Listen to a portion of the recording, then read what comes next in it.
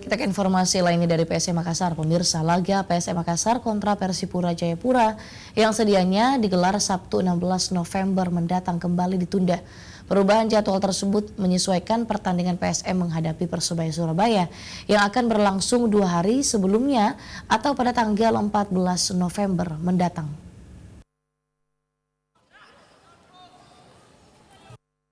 PSM Makassar melawan Persipura Jayapura yang dijadwalkan akan berlangsung akhir pekan ini di Stadion Matoangin kembali ditunda. Hal tersebut menyusul laga tunda PSM kontra Persebaya Surabaya digelar tanggal 14 November, maka laga PSM kontra Persipura yang sedianya dilaksanakan tanggal 16 dipindahkan 2 hari setelahnya ke 18 November mendatang. Pergeseran jadwal untuk pertandingan PSM menghadapi Persipura tercatat sudah 3 kali tertunda. Pertama, duel kedua tim harus terlaksana 15 Juni 2019 lalu.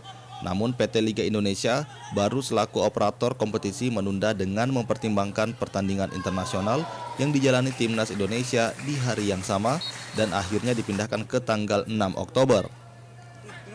Namun, pertandingan kedua tim kembali ditunda di tanggal tersebut karena alasan keamanan jelang pelantikan Presiden dan Wapres. Hasil koordinasi memutuskan ditunda sebulan, lebih tepatnya 16 November 2019. Wahyu Saputra, Selebes TV.